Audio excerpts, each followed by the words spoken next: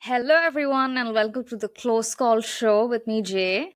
Today, we have yet another very interesting episode with a much more interesting guest, Rachel. Super happy to have you here, Rachel. Thank you so much for being kind and accepting my request to be on the show. I would love to kick this off and get started already. And let's start with a bit of your journey. Tell us a bit about yourself. How did you get to where you are today? Sure, happy to. And thank you so much, Jay, for having me. I'm excited to be here. Where should I start? I'll start with my degree. I did a weird undergraduate degree at Oxford, so I studied Egyptology. Then I went straight into strategy consulting at PwC, where I was for 3.5 years. I got promoted to manager, but I really thought I need to go back and learn business a bit more thoroughly, having done an unusual degree to start with. So I applied to do an MBA, went over to Harvard and got a Fulbright scholarship to go over there. And that was where I really learned about and first was exposed to entrepreneurship, which I don't quite know how it passed me by in the UK, but it did. So over there, got really taken by founders, so classmates who had founded companies or were aspiring to, and then set up my own company while I was out there called Fairshare. Had a brief stint also where I did an internship as a chief of staff at a tech scale-up in Europe. And then when I graduated, started working on a startup, was bootstrapped, have been doing that for 3 years, and made the difficult decision recently, which we'll come to, I think, later in this podcast, to wind down working on the startup. So I have a failed startup under my belt, and we can get into more of that in a bit. But that's where I've got to so far. Wow. You've mentioned a few interesting things and a few intriguing things, and I want to sort of get your thoughts on these things. So, Oxford and Harvard, two really great, top-notch, creme de la creme institutions globally.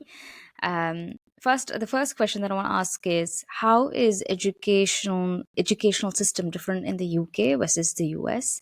So that's the first question. And how does it feel when you show your resume to someone?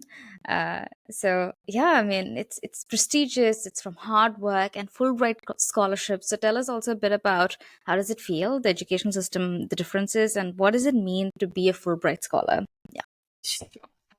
Happy to try big questions. I'd say I'm less equipped to say the overall like UK and US differences, but my own experience was just so different because I went from a sort of a niche undergraduate degree, and Oxford and Cambridge have the tutorial systems anyway. So I kind of had the tutorial system on steroids because there were only 2 people in my year, an undergraduate, that did Egyptology. So all of my classes were tiny. So my tutorials were 1-to-1.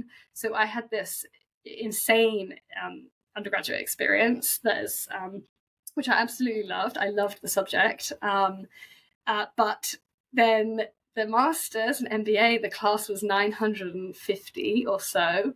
We were in 10 sections of more or less 90.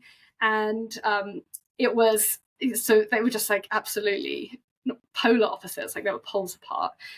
So my experience of UK and US was totally different. I felt very grateful to be able to do a weird subject at undergraduate. I had planned to go into law, so I hadn't planned to be a consultant. I don't know that many children plan to be a strategy consultant. I certainly did not. And so I felt grateful that I was able to go and pursue a subject I was interested in, which is not necessarily unique to the British system, but it's definitely different compared to in Europe, for instance. I would work on projects as a consultant with other people in Europe, and they said explicitly, I remember one saying, you would have never got this job if you were from the Netherlands, for instance, or in Germany, where you really have to do business or economics to go down that career path. So I don't know if that helps or answers your question about UK or US differences, but my experiences were incredibly different between the two. And in terms of your question around, showing people my resume, I'm very aware that I have been fortunate to go to these very privileged institutions. I was aware, even before I applied to them, that getting into them was going to open doors. I found it so frustrating when I went to events, like as a prospective student at each of these schools, and them telling you how much it was going to help you in your life if you got into the schools. And I remember particularly when I was 16, 17, going to the ones trying to get into Oxford, them saying this and me thinking, I don't want to know how good it's going to be if I'm out the other side. I'd like to know how to get in. And I do get to benefit from, I don't feel very strong emotions when I show you my resume. When I show you my CV, it's because I'm looking for a job. So it doesn't ever feel that good. It doesn't feel like a good situation to be in, to be honest. But the thing it does help with is it's a shortcut. It's like people don't, whether right or wrong, and I suggest it's wrong probably, but it's like a heuristic where people will jump to a conclusion that you have some kind of, that you're smart in some way because you got into these institutions, which I benefit from, but is also deeply problematic because I know incredibly smart people who didn't go to these institutions, and I wish they had the same shortcut. I'm not from a background where I expected to get into these. I'm the first generation in my family to go to university. I have an older sister who went, but my parents and none of my grandparents went to university. And so, yeah, it was not something that was kind of expected or a well-trodden path in my family. And yeah, hence also the need really to apply for things like Fulbright to get some more financial help to go to them because they are not cheap. I still have 50 grand of undergraduate I feel you. debt. I feel you. So yeah, I have a lot of thoughts about having gone to these institutions, mostly really positive, some feelings of discomfort around the kind of help that they give you, but having been able to go to them, I guess I hope to use that in a good way. I don't know if that's answered your other question either, but there's some absolutely. Yeah. some thoughts on those. Well, thank you so much for being very candid because it's one thing to have these brands and stamps on your CV, and the other thing is it almost feels like a double-edged sword now. There's certain prestige and smartness and certain accolades that's associated with these brands, and now you're like, what if I don't stand up to the same standards in my interview? What if I say something wrong? What if I don't know that? But you can't possibly know everything. I think yeah, I definitely feel you, and congratulations on getting the Fulbright scholarship. I mean, thank you. I think it's more harder than getting into Harvard, so it's amazing. I would love to say that's true. I don't think that's true. Getting into Harvard was incredibly hard. The GMAT was my nemesis. But Fulbright was very significant for me because it meant I didn't have to take. I got sponsorship from the consulting firm I was at, and I didn't take it in the end. But I truly, I wouldn't have gone to do an MBA if I hadn't got sponsorship because the tuition fees were prohibitively expensive. I would say, Yes. I mean, Harvard now has a different policy. They have full tuition fee scholarships, which they didn't have when I applied. But so would love to encourage people, even if they think it's outside of their means, to still apply and really consider it. But I wouldn't have done it at the time. But getting Fulbright, it didn't cover everything, but it covered a significant enough portion that meant I was willing to kind of take on the financial debt instead of the time debt to consulting. And I would not have gone into entrepreneurship, and I wouldn't have probably started or continued Fairshare if it wasn't for that. So it's one of those moments where when I look back on the kind of journey that I went on and the paths I took, I see quite a lot of significance in that scholarship and being in enabling me to go and do certain things afterwards that I otherwise wouldn't have been able to. Fantastic. Now, another interesting question. So, Egyptology, niche, and then going and doing this huge, well-marketed MBA of a class of 900 people. And in between, you had a consulting stint. So, what then pushed you to pursue entrepreneurship? Because that's a completely different beast, completely different animal. super risky, sometimes rewarding, and the risk reward is crazy proportions. So, what was the switch? What was a nudge that pushed you towards entrepreneurship? Yeah. So I definitely wasn't an aspiring entrepreneur. Really, I wasn't thinking that that would be me. It was um, when I went to America, meeting classmates. I can remember one of the first people I met was um, roommates with the founder of Snapchat. And I remember going for drinks with them before we'd even been assigned our classes. And I was just in awe of this. Well, I'm not sure what I was in awe of. I was just amazed at hearing the stories of kind of the beginnings of these companies that were huge. And it's like even much more West Coast than East Coast, and in Boston. But there were successful entrepreneurs who joined the class of business school, and people who were aspiring entrepreneurs, and they intrigued me even more because I was so baffled by people who could aspire to entrepreneurship. Because to me, I was kind of old school. I thought that you only become an entrepreneur if you've got a real problem to solve, you've got an idea already, and then you start a business. I couldn't really understand people who were saying they were entrepreneurs without even having an idea of a business. That to me was totally anathema. But I went along to kind of all of these events for entrepreneurs in my class, as an aspiring joiner, which I felt kind of embarrassed about, and would say, sort of when we did the round tables of who are you and what are you about, and I would say, oh, I'm Rachel. I don't have an idea, but I think entrepreneurship sounds really interesting, and it was all a bit lame. And then I thought that, these people are cut from a different cloth. Like I don't understand people who start something from nothing. And then over the course of, I don't know what this says about my classmates, but over the course of the MBA, the process just became demystified. And not to say I became any less impressed with what they were doing, but I saw that actually it was possible, and you could just start something, and then it could grow, and then it would become something. So I started to sort of, okay, not put it on such a pedestal. And then what actually led me to entrepreneurship was, really, then it was having an idea. I wasn't going to start something for the sake of starting something. That wasn't what I was into. But I then had an idea, and that sort of changed everything. And I did start something. So Fairshare came about. The mission was one of gender equity.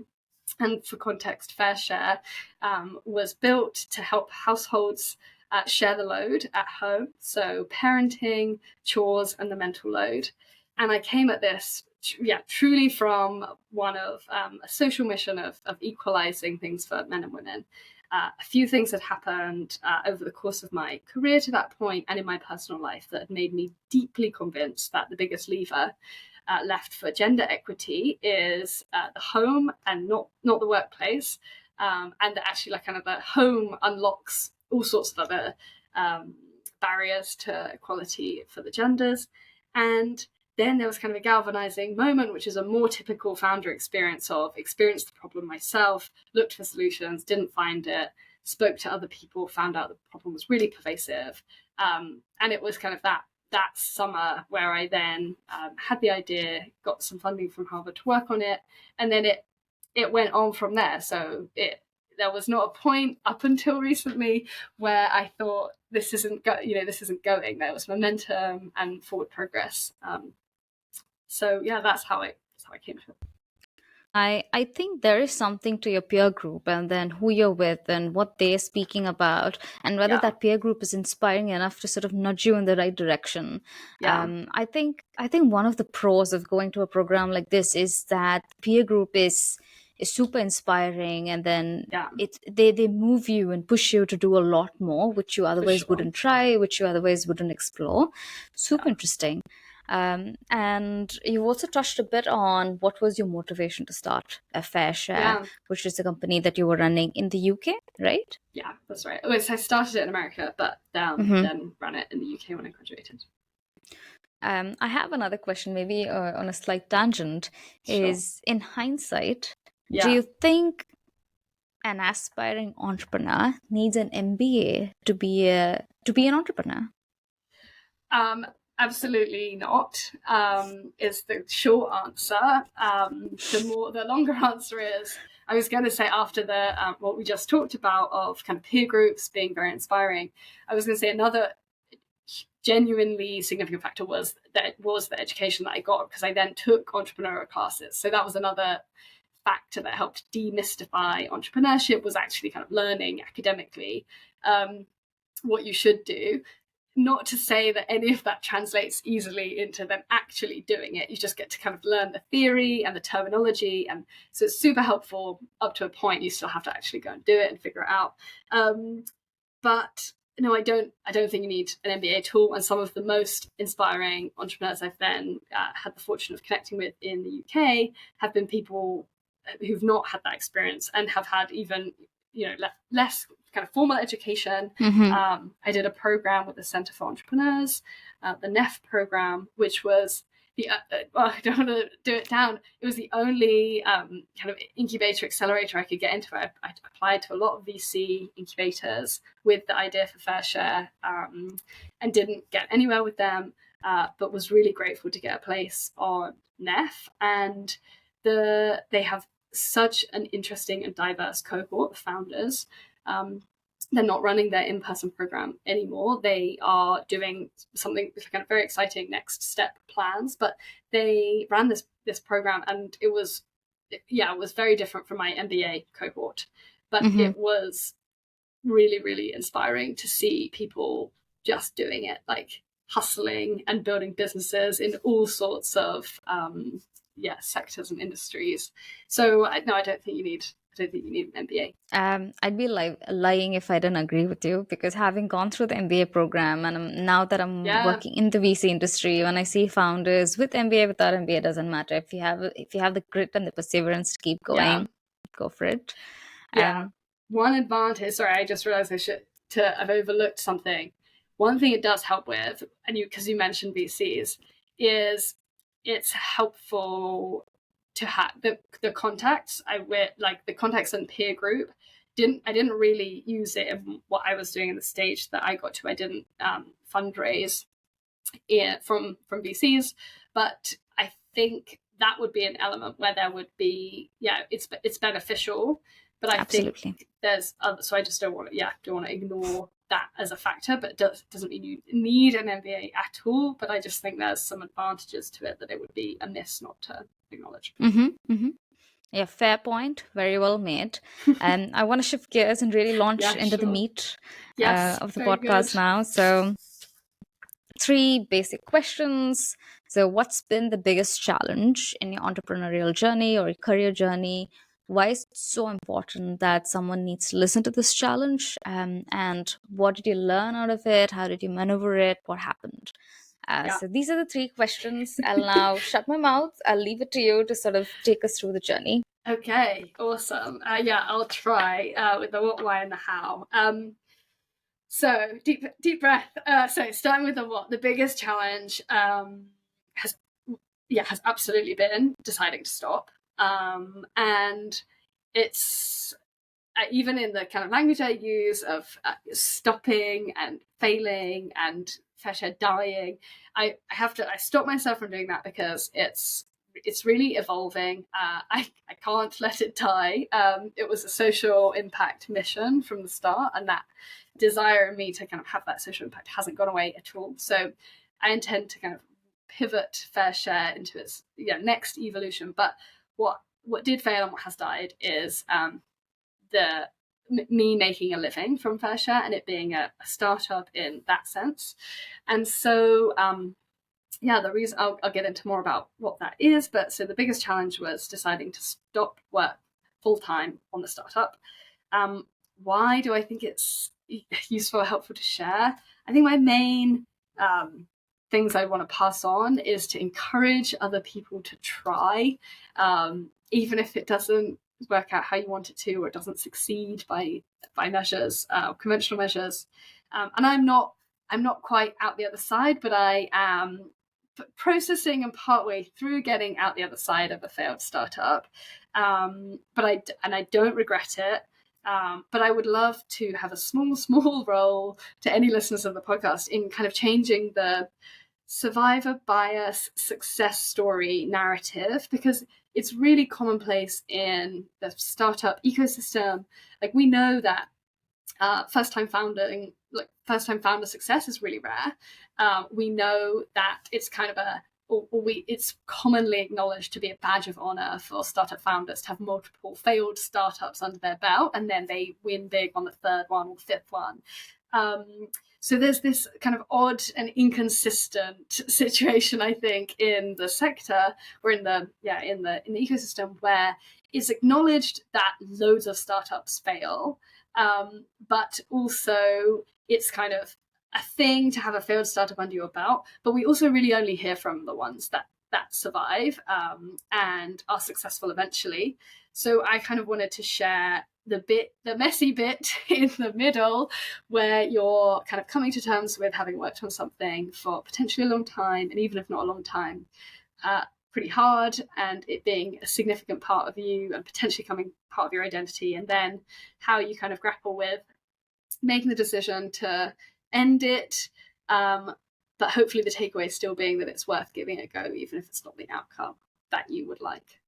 So that's a bit of the what and the why. And then shall I dive into the how? Great.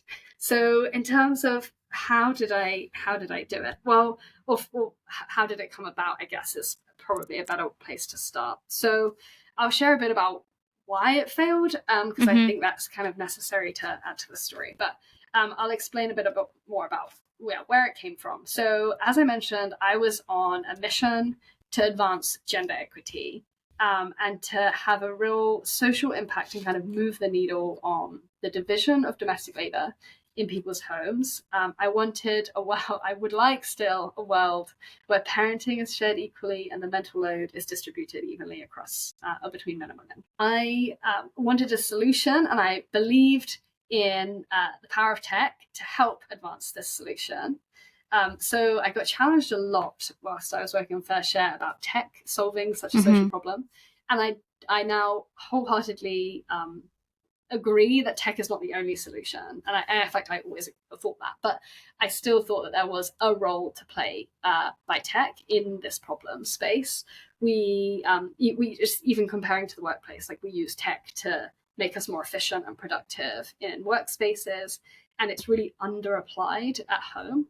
And so I saw an opportunity, like, it's just a small example, but if someone wanted to set up a recurring calendar event for an event that they alternated with someone, there's actually no way in like calendaring tech to do that currently, like on Outlook or Gmail or anything like that.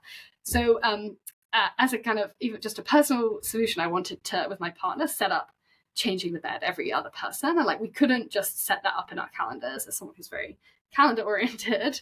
So it's just a minor thing, but I really believe that there was a space for tech to help solve this problem. We built an app. We actually built 2 apps over the course of the startup journey. And one app we immediately realized wasn't going to work, and we put that in the bin. But we built another app, which is still out and is still working. We have users who are happy with it and use it every day. But again, that's another factor in the difficulty of kind of winding something down, is you have something that works a bit, but at what point do you draw the line of, okay, it's not working enough? But the really big challenges with what we had, which played the biggest part in making the decision to wind it down, are a lack of a business model that worked, and a disconnect between our go-to-market strategy and the kind of segment of the people who use the product, and the people with the biggest pain points and the willingness to pay, and the segments we were reaching with our marketing. So I'll explain a bit more about kind of business model and then the issue with the segments. So a business model. This would be like the Okay, I wanna pause there for a minute, because I had some series of questions on what does it mean for a company to fail? Is it you're running out of cash? Is it product market fit? But you're going into this already. Thank you so much. I think this is going to be super useful for anyone that's listening. And I have a few governance related questions that's going to come at the end. Okay, sure. Yeah, so we'll sort of try to tackle them because it's different with different founder, different organization, and stuff like that. Yeah. Thank Happy you. to. Thank you. Go ahead. No Yeah. worries. I thought you were going to interrupt to say I'm going No. too detailed and to No. stop, but I'll keep going on the train I was on. And Yeah. if I've gone off path, just feel free to interrupt. But with the business model, I was going to say that whenever I talked to investors about Fairshare, I mean, even not investors, business school peers, many people would immediately challenge, how are you going to make money from that? Which is a very reasonable and valid question. My goal was to go B to B to C, so business to consumer. I wanted to be like Calm is offered as a benefit at Goldman Sachs and in the civil service, and it's an incredible business model. You have companies that pay for it, but consumers get to benefit from it, and that was the dream for me. I wanted to head down that path, and I believed that companies were going to realize that their gender equity initiatives were not working, because they are not working. They only go so far because of the thing I said earlier, which is my true conviction that the biggest barrier is what's going on in people's homes. And you can only do so much in the workplace until you address the fact that women are mostly carrying out second shift when they go home and are the generally primary caretakers and carry the biggest burden of the domestic labour. So we know that women in the UK do 64% of the unpaid labour, and this doesn't sound like that much, but when you add it adds up to 3 years more of their lifetime than men. So it's not an insignificant amount of time.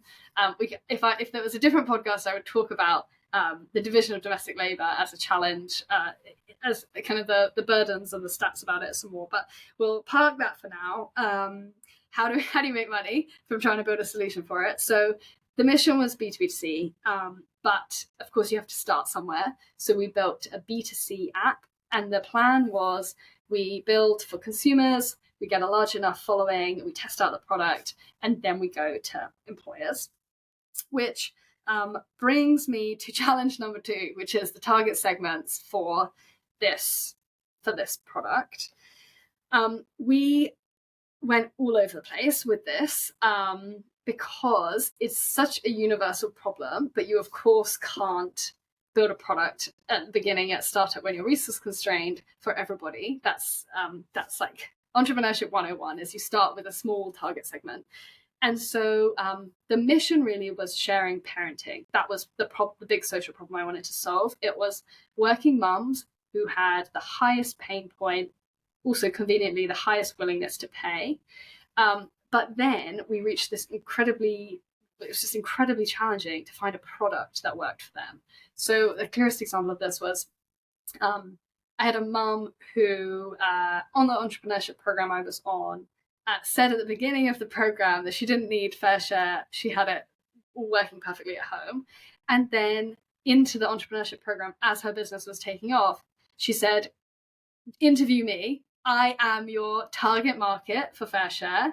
Now my business is taking off. I need more help. We're not dividing things up at home. I'm your target market. So interviewed her. And I recall from that interview, what she wanted was her husband to proactively pay for the swimming lessons for their child. And it's a very specific example, but that is really hard to build a product for. It's like it's catering to the kind of the mental load of someone in a couple dynamic where one partner is not even aware of a problem, trying to build a solution that catered to those two very different dynamics.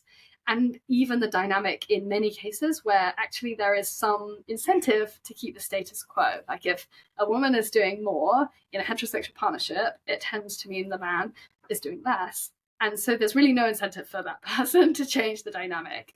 And there's this awkward kind of difference in values espoused versus values lived, as like a saying, where it's people don't actually live up to what they say, and kind of an intention action gap. So it's an already thorny social problem, not to mention like how challenging this topic is to bring up with couples. But trying to get a product for parents in this space was really, really hard, especially like a minimum viable product. Oh my God. I'm just listening to the challenges and I'm trying to play this out as a product. How is this going to work out? Yeah, Yes, when it comes to task and then dividing, making a group huddle, yes, it could work, but then Yeah, what if the couple dynamics is not working out? Then the right, tool is not going to help right. them fix that. Yeah. Mm. So the kind of route we would go on is wanting to help out working mums, especially, and that also made business sense because they were willing to pay for a solution because the pain point was so high, but not getting any product traction with this problem. And when we did get product traction, we were essentially, and there's plenty of other competitors out there who are building tools for working moms, but they've given up on the sharing element because they've realized you actually can't, it is so difficult to get the second partner to be engaged and share this task that a real risk with building an effective product for a working mom is you just make them more efficient, which is not what I wanted to do. And so there was this kind of product pathway where I either make mums more efficient and build a potentially viable product that can sell, but I didn't want to do that. I wanted to build something that made them share it more equitably. So then, sticking on that path, went back to a product idea that did have real traction, which was that where there are couples with good intention or with intentions to share things, there is simply people simply forget to do this stuff. There's a theory called affordance perception theory, which is where you see something and are triggered to take an action. It's a study that came out recently from Cambridge. It's incredible. And it essentially helps explain some of the differences in doing domestic labour because of differences in standards. Like there's a different threshold at which people are triggered to take action to do certain tasks, and it's been shown to apply in a domestic setting. So women, for instance, are more triggered to empty a dishwasher when they see it full, or to wipe crumbs away from a surface when they see them. And this was a real aha moment in the Fairshare journey because it's a very neutral way of explaining and talking about different contributions at home. Because if there's a different threshold, it's very neutral to simply say one sees mess differently and one is triggered to do something sooner than the other person. It's not blaming, it's not shaming, it's very neutral, it's very matter of fact. We have different thresholds. And it happens to be that those thresholds are immensely gendered. But to talk about them in the sense of thresholds is pretty non-problematic and kind of confrontational. So taking kind of that insight, we built a tool. What we really wanted to do was just the people who had good intentions, we wanted to help them live them through with reminders. And coming back to the example I gave of in Google Calendar, you can't even set up an alternating event. We wanted to just be able to send people reminders when it was their turn to do something, if you agreed to, say, alternate a task. So we went, instead of focusing on kind of swimming lessons for working mums, we went back to real basics. A friend of mine at that point, when I was like tearing my hair out trying to get to a product, said, Rachel, why are you starting with the most complicated use case? And I started with swimming lessons, and then even spent a few sprints on cooking. And cooking is kind of complicated, but it's the most time-consuming task. But there's a lot of mental load associated with it. There's a skills gap issue if some people can't cook. So I was focusing on kind of mental load of moms, then on cooking. And my friend just said, why are you focusing on these complicated things? Can't you just get the blokes to do the dishwasher? And I like pushed back a bunch. And then I was like, I think he might be right, that I need to go simpler. So yeah, go simpler and start smaller. So then that's how the product that we built out came to be. We built out essentially a reminders app. It's incredibly simple and straightforward. It's just a to-do list and reminders. But you set it up as a household. So this is the crucial thing. It's like you get engagement from everybody. We had tested a kind of minimum viable product version of it. Was a quiz where we asked couples, how often do you think the bed needs to be changed? And married couples who've been together for over a decade would come back with different answers. Someone would say every week and someone would say every month. And they had never known that about one another. So we found that it was really powerful to like really shortcut to these insights and show them back to couples, which would provoke a conversation.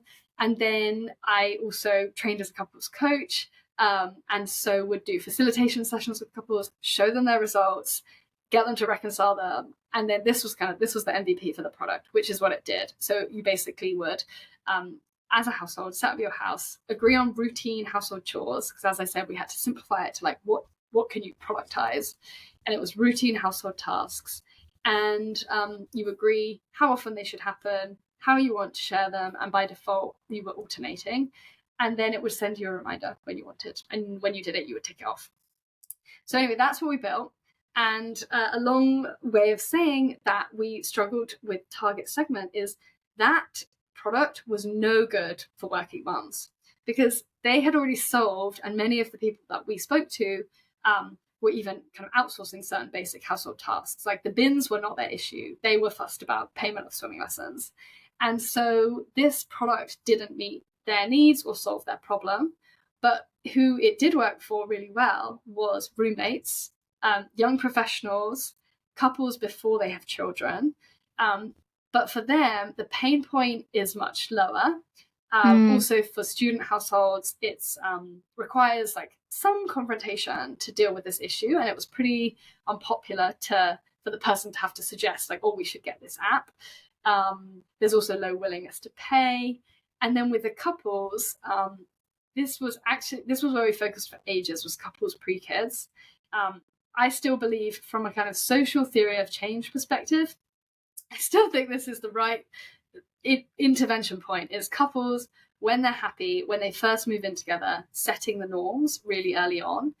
But from a business perspective, I knew also from the theory side of things, you don't want to be trying to sell to someone who doesn't even think they have a problem. There was like a naive / optimistic, like naive is the pessimistic way of looking at it, optimistic is the nicer way of looking at it, feeling among couples that it was never going to happen to them. Like they were not going to be the ones who were going to in the future be fighting about chores or about the division of childcare. And I missed a crucial bit out about my kind of journey in the beginning, but I became a researcher at Harvard part-time as I bootstrapped the startup when I graduated. And I saw this huge disconnect in like the couples I was working with and the research I was doing on parents.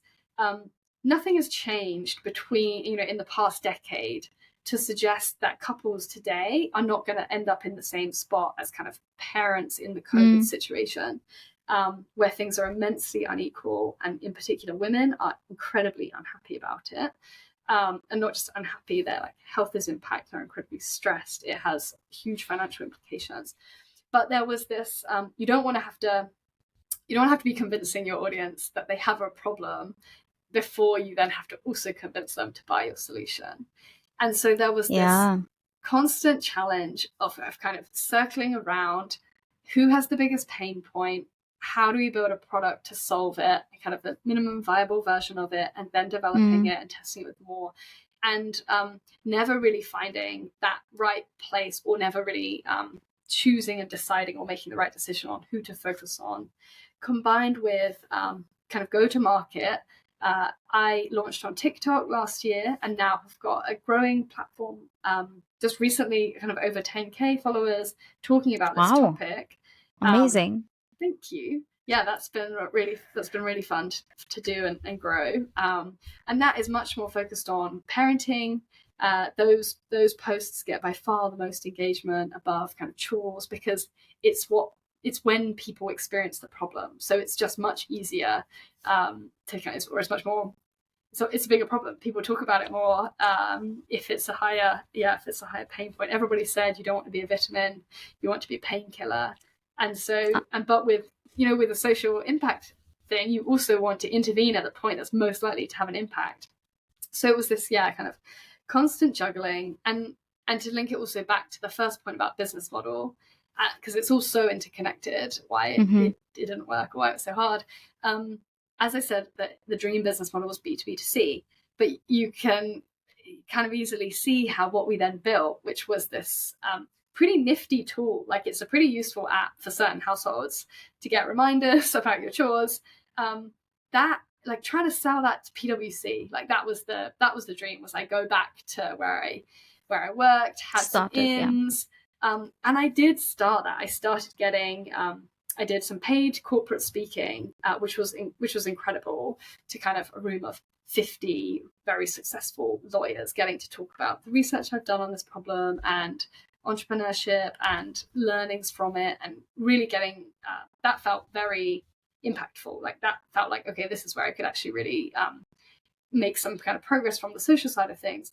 But that didn't, you couldn't then sell the app we'd built to that room full of people. Like it just didn't join up. And I believe that with more time, I mean, I don't know, this is where we get onto about like what you could have done differently, but I think the business model is there. I think businesses are going to realize that they can't keep senior female talent unless they sort of intervene in a positive way, or that they help and support more with what's going on at home. But the product that I built was nowhere near that. It was kind of a feature set. And so either needed a whole bunch more funding and time and resources to kind of but you need money for that. Exactly. Yeah. To close the gap in kind of joining up the strategy of B2B2C and the product. And I ran out of time. I'd been doing it for 3 years. And only at the end, towards the end of working on it, did I start to question the opportunity cost of my time, which I hadn't ever done before. I was totally convinced that I was spending my time on the right thing and the most important thing that I could be doing. And once I started to question that, I think I wasn't sure that I would know when to stop. But once you lose your own conviction and you start to have doubts kind of creeping in, I think once that comes, it becomes much clearer, or it becomes much harder to continue. If before you have your conviction is like totally unwavering, if then doubts creep in. So I think actually it did become clearer to me when I needed to call it a day, which was still very difficult to do. Wow, what a fantastic journey. Fantastic in a sense of how tough it has been, the kind of learnings, the kind of feedback that comes in, and how to sort of inculcate that into your product. How do you balance between what feature to develop versus selling to someone, versus selling to a completely different group, or trying to rejig the entire thing, and to be completely 200% all in through the ups and downs of building a company. I think that is something, Rachel. I think I don't know how many days you went to bed crying, but no tears. Not no tears ever, but never going to bed crying. Okay. Yes, in my head while I was saying all of this, it's like, oh, did you try this? Oh, maybe you could have done that. Oh, maybe is it the timing? They're like, she's just coming to the point. She's just accepting the fact that the chapter is coming to an end. Okay, but there was something that I want to sort of share. I thought this was much more similar to Splitwise. So there's a tool where, especially if you're in a shared household with friends, you're like, I don't want to talk to you about money. Just put it in the app and let it sort itself. So I thought it was much more similar to Splitwise, but in a different context than Calm. Well, that's funny. Funny you say that. The first ever pitch deck I made, the tagline was Splitwise but for chores. Wow. So that was the like proxy I used to describe it. Because at the beginning the first app we built, which we folded, was a time tracking tool where you measured how much time you spent. And it was like, I saw it as a way, you tracked expenses, and it was a super neutral intervention. And I love Splitwise. I'm a huge fan. Use it on group trips all the time. And I thought that was an iteration for sure. Wow. So if you have to leave some words of wisdom for any other founder who is starting something in the social impact space, especially in DE&I space, what would those be? So let's sort of crystallize them into top 3 points. Yeah, let me think because I was going to leave some other words of wisdom, but they're not for people in the social impact space. So let me think for the social impact space. If you already have prepared something, let's then go with that. Oh no, I can think of. I would say, words of wisdom. If I could find any for people in the social impact space, someone described it to me, and I find this really helpful. I always think of this. Someone said to me, entrepreneurship is where you have a solution and you kind of pivot to find the problem for it to solve, or you have a product and you kind of pivot to find a way to get people to pay for it. Whereas social entrepreneurship is where you have a problem or social mission you want to solve, and you pivot the way you want to solve it. And I came up against this tension many, many times in the journey with Fairshare, where I kind of I tried to force something that wasn't really working, which was try and solve the social problem that I am really, really passionate about with a method that I was really drawn to, of entrepreneurship, in particular tech entrepreneurship, and kind of forcing those two together. And there was so many times where that tension, because really wasn't, or they were kind of, those two poles were in tension with one another and were competing. And so my words of wisdom, I guess, for the social impact side of things are to be able to really be clear with what is it you're trying to do. Like, if you are trying to do social impact, being constantly critical, and be more critical than I was, of if the way you're trying to solve the problem is actually the right way to solve it. And it's fine if it's not, but then fail fast, and move on to the next way to try and solve it. Or if you are, so many people are sadly not that socially impact driven. So many entrepreneurs are in it for the potential financial returns. If you're not in it for the social impact, then I just think you have more freedom to pivot, to find, like, you can find business models and you can find money.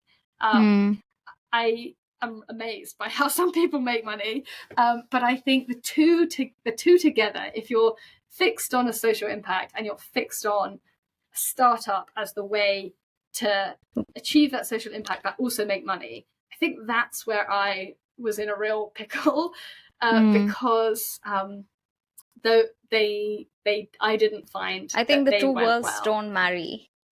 No, not perfectly. And so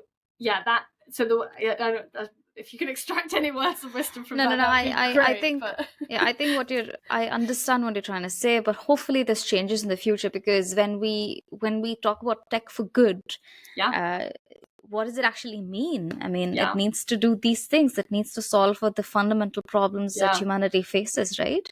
Hopefully that changes. Hopefully, and I'm seeing a lot of impact funds being raised. Hopefully that they come in, intervene, and really encourage solutions like these, and also educate people on why they need such interventions, because I think the problem is twofold. One is educating and awareness, and then educating them about the tool and how the tool intervenes in their life.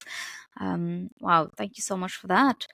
That's okay. I guess a more positive, I don't love the outcome to be that you can't have a startup and have social impact. I think it's more just that you have to do both, and so it's harder. It's like you have to make money and have social impact, and that is just it's challenging enough to do either of those things, but that to try and do both is kind of seems even harder. So I just think it's serious kudos to folks trying to do it, and absolutely. But I guess being mindful of, like, constantly asking what's the best way you can, if social impact is really the top thing, like, what's the best way you can do that. I think it's also harder because the lens and the benchmarks that we use to measure the success of a social impact startup is it's old school, it's very capitalistic, it's that growth at all stages, the conventional VC type sort of startup. So it just doesn't, it can't work that way. Agree. I think it's not really set up in this world and ecosystem to social impact is just, like, not really factored in the way. It's just so much of it is driven by capital and Yeah. investment. And Yeah. I think there's a lot that needs to be done in terms of what people picking what they're trying to do. Because I was on a panel with very successful person in finance who was talking about doing good, and like the future of capitalism and doing good. And they were a question from the audience came in about how to have impact and good returns. And he sort of said, you just have to do both.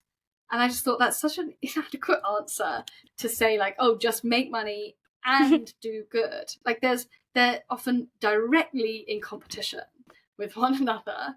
And so you have to, I think, sometimes accept you are going to make a bit less money. You can still make good money. There's like still absolutely tech for good and businesses for good that are still highly profitable. But is it easier to be highly profitable if you're not also trying to have an impact? Yeah. Yes, it's just less. Like you're just not aiming to do as much across as many kind of different criteria or success factors. So I think it's naive to think that it doesn't come at a cost somewhere. Like it has to come at a cost somewhere to do things that are also good, because it's easier and cheaper often to do things that don't have such a positive impact.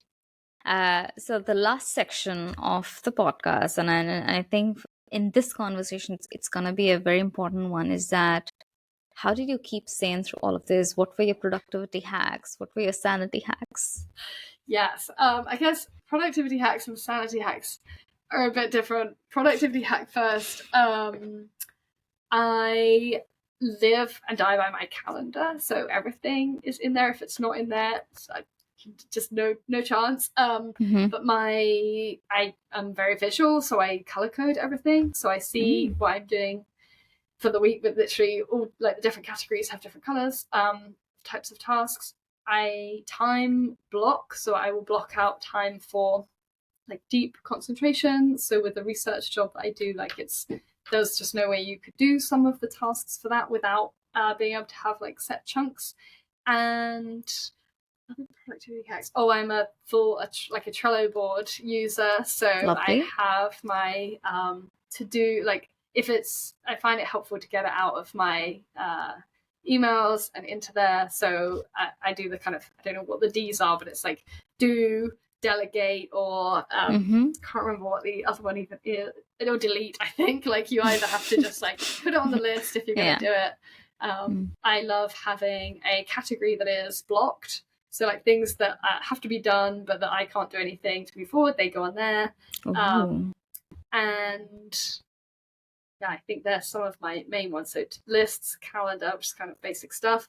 And then my sanity hacks. I'm a sucker for exercise to feel better. Like I try and exercise 5 times a week.